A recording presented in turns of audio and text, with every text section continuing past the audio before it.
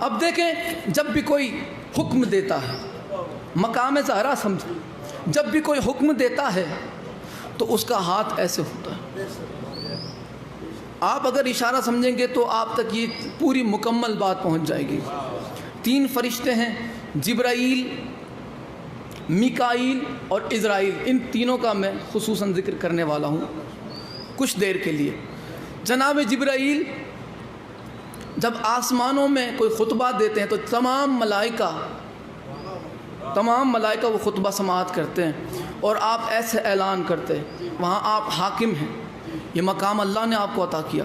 جناب جبرائیل فرشتوں کے درمیان عرش اعظم پہ حاکم ہے، آسمانوں میں حاکم ہے. آپ ذرا اس پہ غور فرمائیں تاکہ آپ کو اگلا اشارہ سمجھ میں آ جائے، کیونکہ یہ بات اتنی باریک ہے کہ جس کے لیے یہ بار بار دہرانا ضروری ہے.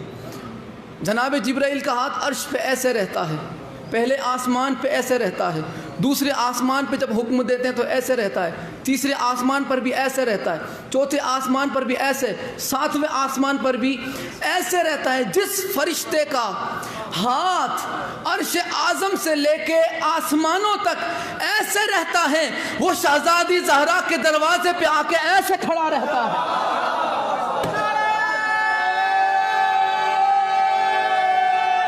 حیدری، وہ شہزادی زہرا کے دروازے پہ آ کے ایسے کھڑا رہتا ہے، ایسے، جس کا ہاتھ ایسے رہتا ہے وہ چوکھٹے زہرا پہ آ کے ایسے ہو جاتا ہے. اندازہ لگاؤ کتنی بڑی شہزادی ہے، کتنی بڑی ملکہ ہے. جناب میکائیل کائنات کو، جن کا رزق تقسیم کرنے کا عہدہ، یہ کائنات کو رزق بانٹتے ہیں.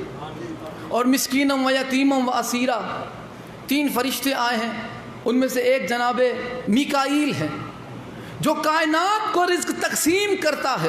جو فرشتہ کائنات کو رزق تقسیم کرتا ہے وہ شہزادی زہرا کے دروازے پر بھیک مانگ کے زمانے کو بتاتا ہے کہ اللہ نے یہ ڈیوٹی میری رکھی ہے، مگر جہاں سے رزق ملتا ہے وہ در فاطمہ زہرا کا ہے. حیدری، وہ در فاطمہ زہرا کا ہے.